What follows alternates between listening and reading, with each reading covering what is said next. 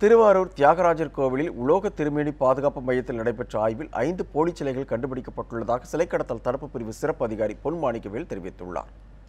தியாகராஜர் கோவிலில் உலோக திருமேனி பாதுகாப்பு மையத்தில் 5வது கட்டமாக சிலை கடத்தல் தடுப்பு பிரிவு காவல்துறையினர் மத்திய தொல்லியல் துறையினரும் இணைந்து சிலைகளின் தொன்மையின் தன்மை குறித்த ஆய்வு பணியை மேற்கொண்டு வருகின்றனர். இந்த பணியை ஆய்வு செய்த சிலை கடத்தல் தடுப்பு பிரிவு சிறப்பு அதிகாரி பொன் மாணிக்கவேல் செய்தியாளர்களுக்கு பேட்டியளித்தார்.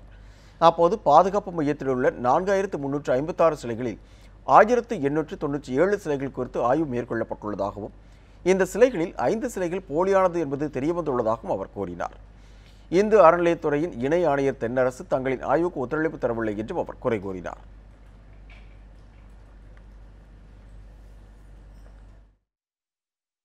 வேலை பார்க்குறேன் அவங்க தான் சார் ஓப்பன் பண்ணியிருக்காங்க. இவரெல்லாம் அறநிலையத்துறை இன்ஸ்பெக்டர் சார், அவங்க எவ்வளோ உதவி பண்ணிட்டு இருக்கிறாங்க. நல்ல ஒரே ஒரு இது, அது ஜேசி வரமாட்டேங்கிறாரு. அவர் பேர் என்ன? தென்னரசு. அவர் ஆப்சென்ட் ஆகிட்டார். எப்போ பார்த்தாலும் ஆப்சென்ட் ஆகிருக்காரு.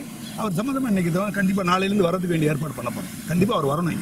இவ்வளோ பெரிய ரீஜனல் டைரக்டரும் டெல்லியிலேருந்து வர்றாங்க, ஜாயின்ட் கமிஷனர் இங்கே இல்லை அப்படின்னா அவர் ஒரு புது வேலையெல்லாம் சொல்ல முடியாது. கண்டிப்பாக அவர் வந்தே தீரணும்.